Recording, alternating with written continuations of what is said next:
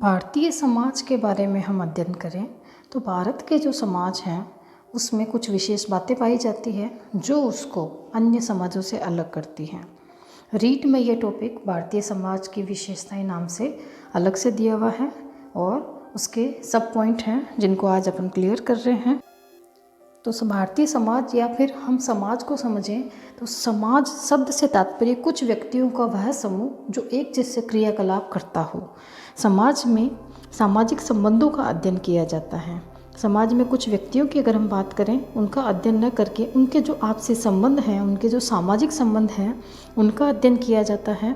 हम यह कह सकते हैं कि समाज एक अमूर्त संस्था है क्योंकि उसका कोई मूर्त रूप नहीं है। हम पर्टिकुलर एक स्थान को ये नहीं कह सकते कि यह एक समाज है, यह एक अमूर्त है। यह हमारा विचार है कि हाँ, इनमें काफ़ी सिमिलरिटी है, इनके रहन सहन में, इनके जीवन यापन करने के तरीक़ों में सिमिलरिटी है, मतलब यह एक पर्टिकुलर समाज है। समाज की हम बात करें, इसमें सामाजिक संबंधों के अध्ययन करने के कारण इसे हम कह सकते हैं कि समाज सामाजिक संबंधों की अमूर्त व्यवस्था का नाम ही समाज है। भारतीय समाज की बात करें, इसमें बहुत सारी विशेष बातें हैं जो इसको अन्य समाजों से अलग करती है, जैसे कि अनेकता में एकता। वी.ए. स्मिथ का कथन है, अनेकता में एकता, एकता में अनेकता। वो भारत के समाज के बारे में ही विशेष रूप से कहा गया है क्योंकि कश्मीर से लेकर कन्याकुमारी तक, यहाँ हम देखें पूर्व से लेकर पश्चिम तक, सबके रहन सहन, भाषा, खान पान, बोली सब में अंतर है, फिर भी भारत एक है। इसलिए अनेकता में एकता की विशेषता भारतीय समाज की प्रमुख विशेषता है। नेक्स्ट हम देखते हैं कि भारतीय समाज में अनुकूलन पाया जाता है। अनुकूलन से तात्पर्य है एडजस्टमेंट। देखिए कि कोई भी अन्य समाज का व्यक्ति आकर के अगर भारतीय समाज में रहता है तो भारत के लोग उसके साथ में एडजस्टमेंट दिखाते हैं। इसी के साथ उनके आचार विचार उनके आधार पर वह भारतीय समाज जो है परिवर्तनशील कहलाता है क्योंकि वह अपने आप में कुछ चेंज कर लेता है उनके अकॉर्डिंग। इसी के कारण भारतीय समाज में निरंतरता पाई गई है क्योंकि जो परिवर्तन नहीं करता है तो वह समाप्त हो जाता है, परंतु भारतीय समाज की विशेषता है परिवर्तनशीलता। इसलिए भारतीय समाज एक निरंतर समाज है। भारतीय समाज में हम देखते हैं कि हमारा जो समाज है वो अच्छाइयों को ग्रहण करता है, इसलिए सामाजिक गतिशीलता पाई जाती है। और हम देखते हैं कि प्रादेशिकता पाई जाती है क्योंकि अनेकता में एकता में हम देखते हैं कि सबके आचार विचार, भाषा, रहन सहन, पहनावा सब कुछ अलग होते हैं, तो वह क्षेत्र विशेष को दर्शाता है।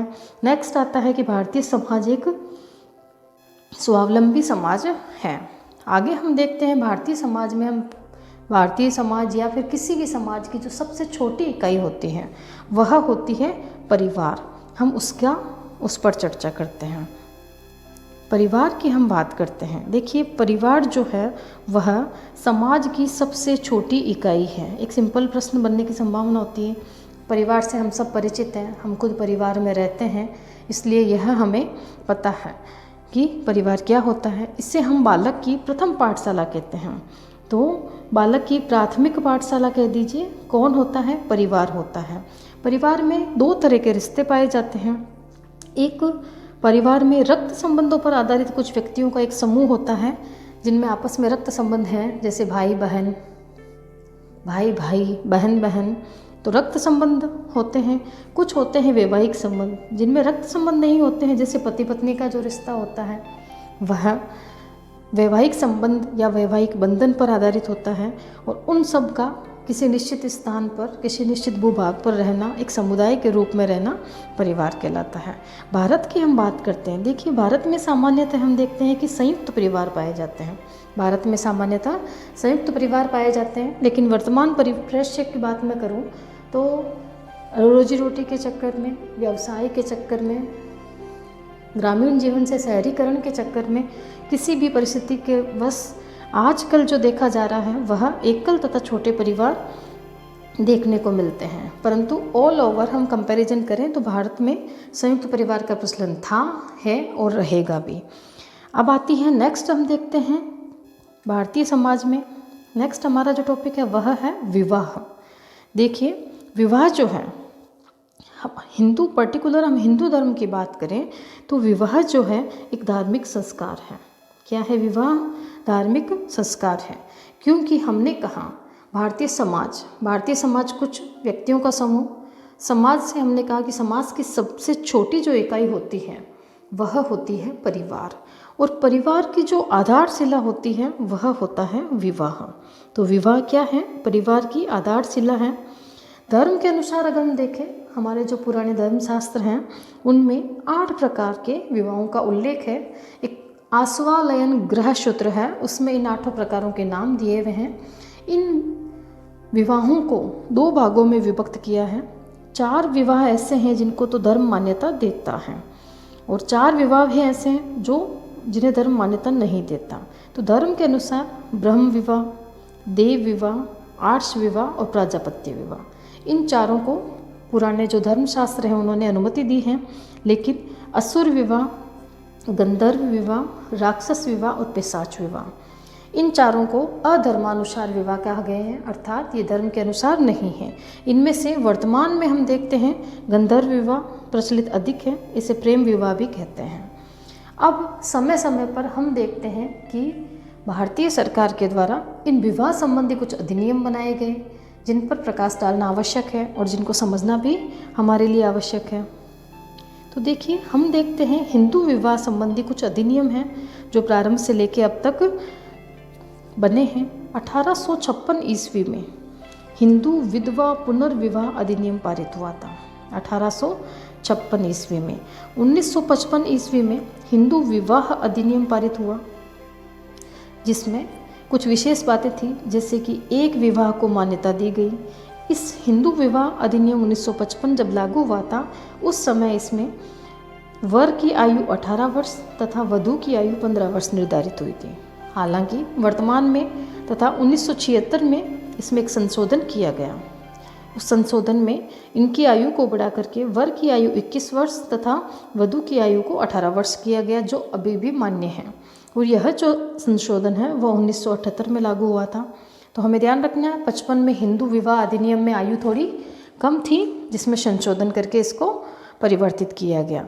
उसी तरह जैसे हमने हिंदू विवाह के कुछ प्रकार देखे, कुछ शब्द आते हैं जैसे निकाह, मुताह, फासिद और बातिल। यह मुस्लिम विवाह के प्रकार पाए जाते हैं। मुस्लिम लोगों में जो विवाह की पद्धतियाँ होती हैं उनके नाम है निकाह, मुताह, फासिद और बातिल। 1891 ईस्वी में देखिए, 1891 ईस्वी में एक विवाह सहमति आयु नाम से एक एक्ट पारित हुआ था। विवाह सहमति आयु, इसमें आयु 15 वर्ष तथा 12 वर्ष की गई थी। 1929 में शारदा एक्ट आया, हर विलास शारदा के द्वारा ये लाया गया था और उन्हीं के नाम पर इसे हम शारदा एक्ट कहते हैं। इसमें आयु का निर्धारण जो है 18 वर्ष तथा 14 वर्ष किया गया। ठीक है, नेक्स्ट हम बात करते हैं 1946 में। एक इम्पॉर्टेंट बात होती है कि जो हिंदू विवाहित महिला है, अगर वह पुनर्विवाह नहीं करना चाहती है, पृथक निवास करना चाहती है, तो उसको भरण पोषण देने की जिम्मेदारी उसके पति की होगी। और इसके लिए एक एक्ट आया था 1946 ईस्वी में।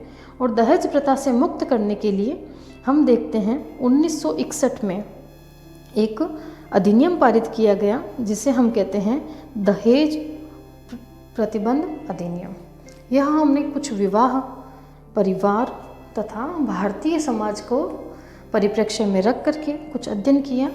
नेक्स्ट हम देखते हैं लैंगिक संवेदनशीलता। शब्द को समझना आवश्यक है। लैंगिक संवेदनशीलता क्या है और लैंगिक, अगर हम देखें, समानता या फिर लैंगिक असमानता क्या है। शब्द के अर्थ का अगर ज्ञान हो तो हम इसमें से क्वेश्चन भी फाइट करने की स्थिति में रहते हैं। देखिए, प्रत्येक समाज में अगर हम किसी समाज की हमारे समाज की, भारतीय समाज की कुछ विशेष बातें बता रहे हैं, अनेकता में एकता, अनुकूलनशीलता, निरंतरता बताते हैं, तो उसी के साथ में हम देखते हैं कि प्रत्येक समाज में कुछ बुराइयां उपस्थित होती हैं। तो देखिए, समाज में कई सारी बुराइयां उपस्थित हैं। उनमें से एक बुराई है कि लैंगिक भेद करना, पुरुष और स्त्री में लैंगिक भेद करना।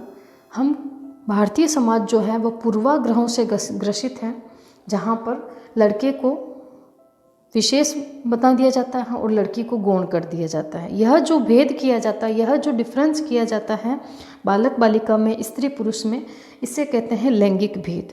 और इस लैंगिक भेद के प्रति, इस लैंगिक असमानता के प्रति जो जागरूकता फैलाई जाती है, उससे जो संवेदनशीलता समझाई जाती है उसे कहते हैं लैंगिक समानता या लैंगिक संवेदनशीलता।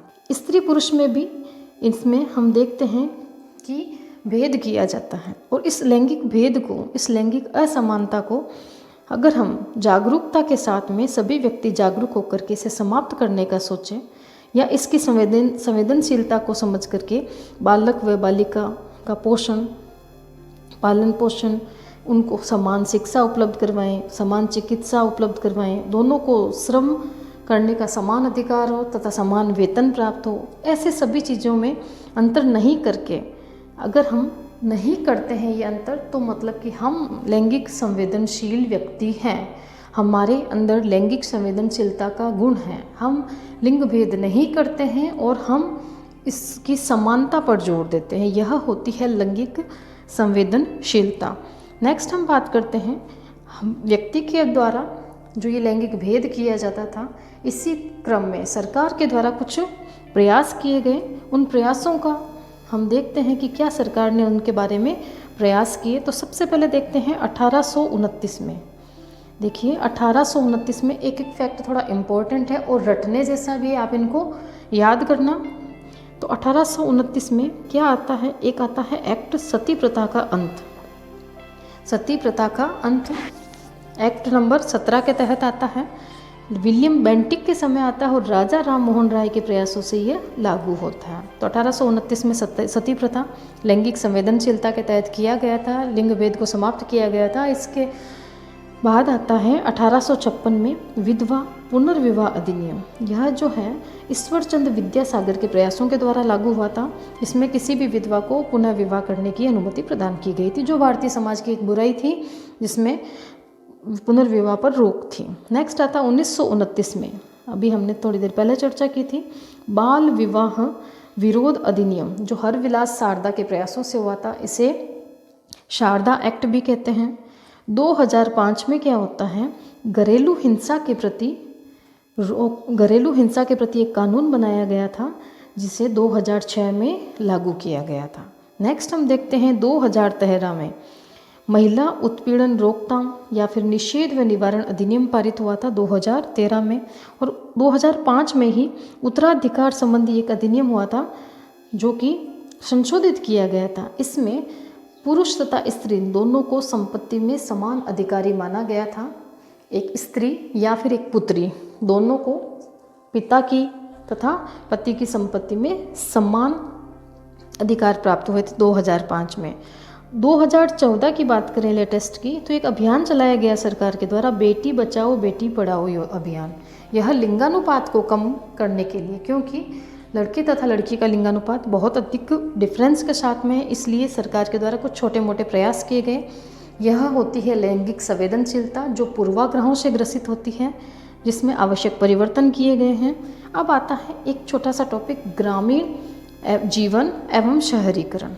देखिए ग्रामीण जीवन की हम बात करते हैं, हम परिचित हैं इस चीज़ से कि भारत एक कृषि प्रधान प्लस गांवों का देश है। भारत की अधिकांश जनता कृषि पर निर्भर है तथा गांवों में निवास करती है। इसका प्रमाण है कि भारतीय समाज एक ग्रामीण समाज है। इसका प्रमाण हम यह कह सकते हैं कि जो हमारी 2011 की जनगणना है, उसके अंदर हम देखते हैं 70% के लगभग जनता जो है वो गाँवों में निवास करती है।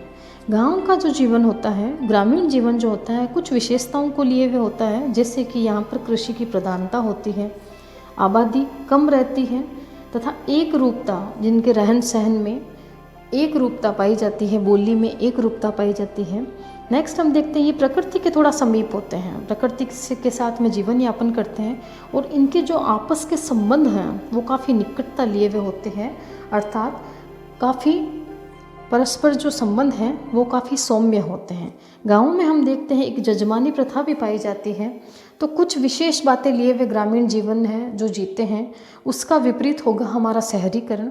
हम बात कर रहे थे 2011 की जनगणना की, तो देखिए 2011 की जो जनगणना है उसके अनुसार 68.84 व्यक्ति जो हैं भारतीय जनता के कुल ग्रामीण मतलब गांव में निवास करते हैं और 31.16% व्यक्ति जो है वह शहरों में निवास करते हैं। तो इस बात से ही हमें पता चलता है कि भारतीय जो समाज है वह एक ग्रामीण समाज है। भारत की आत्मा जो है वो गांवों में बसती है।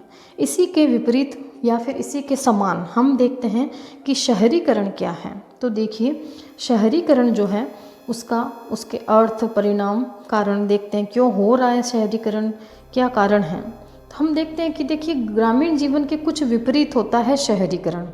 शहरीकरण में क्या होता है कि जिस प्रकार हम कहते हैं कि गाँवों में कृषि प्रधान अर्थव्यवस्था पाई जाती है, उसी प्रकार शहरों में उद्योग आधारित अर्थव्यवस्था पाई जाती है। यहाँ के जो सभी व्यवसाय होते हैं वह उद्योगों पर निर्भर होता है।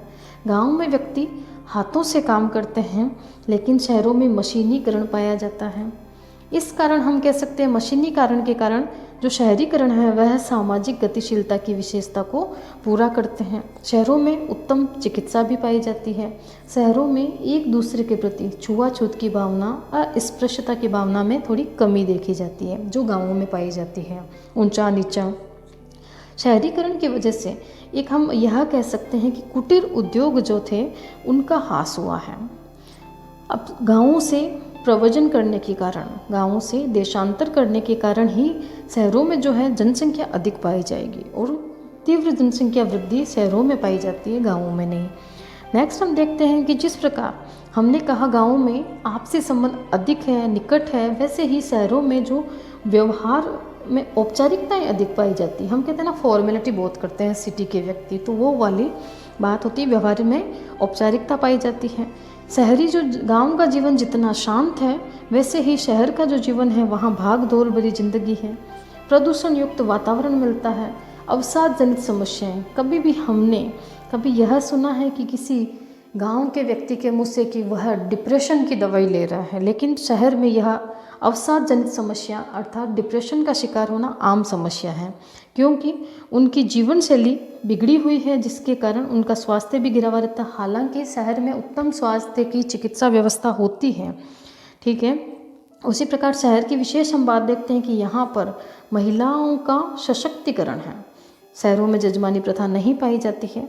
और परिवारों के स्वरूप की बात करें, गाँव में परिवार जो है वह संयुक्त परिवारों के उदाहरण देखने को मिलते हैं, लेकिन शहरों में इनके स्वरूप तथा आकार में थोड़ा परिवर्तन पाया जाता है। तो यह हमने देखा ग्रामीण एवं शहरी जीवन की कुछ विशेष बातें, उनके कारण, परिणाम।